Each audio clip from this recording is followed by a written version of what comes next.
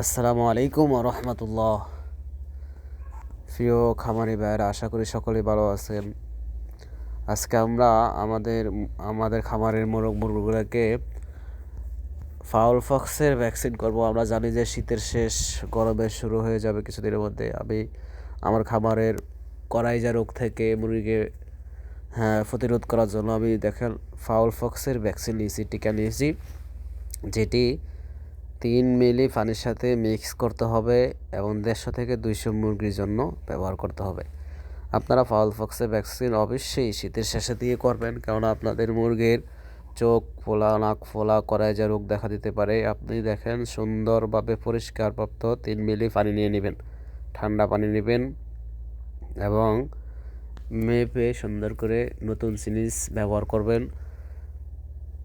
3 মিলি পানি নিয়ে আপনি আপনার ভ্যাকসিনটাকে গলবেন, মুখ খুলবেন। খোলার সাথে সাথে যদি ভ্যাকসিন ভিতরে যায় তাহলে ভ্যাকসিনটা অনেক ভালো। তারপর দেখেন আমি আমার মুরগিগুলো আটকে ধরে নিয়েছি, কেননা আমি আমার মুরগিকে না আটকালে কোনটাকে ভ্যাকসিন দিয়েছি কোনটাকে দিই নেই বুঝতে পারবো না। এই জন্য সমস্ত মুরগি আটকে আমি আমার একটা মুরগিকে উল্টো পাট করে পাখনার নিচে একটা সুই দিয়ে হালকা আলতোভাবে খোঁচা দিয়েছি। খোঁচা দেওয়ার সাথে সাথে রক্ত বেরিয়ে আসছে। হাড় ব্যতীত, যেখানে হাড় নাই সেখানে খোঁচা দিতে হবে। আমার ভ্যাকসিনটাকে আমি গলে একটা ড্রপে নিয়ে নিছি 3 মিলি পানির সাথে।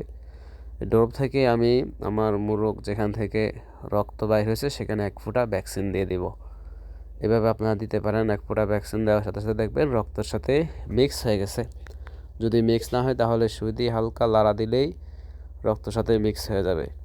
আপনারা এভাবে আপনাদের মুরগিকে করাইজা রোগ থেকে বাঁচানোর জন্য, নাক ফোলা, চোখ ফোলা থেকে প্রতিরোধ করার জন্য, আল্লাহ পাক তো রক্ষার করা মালিক, আপনারা এভাবে ফাউল পক্সের ভ্যাকসিন করতে পারেন।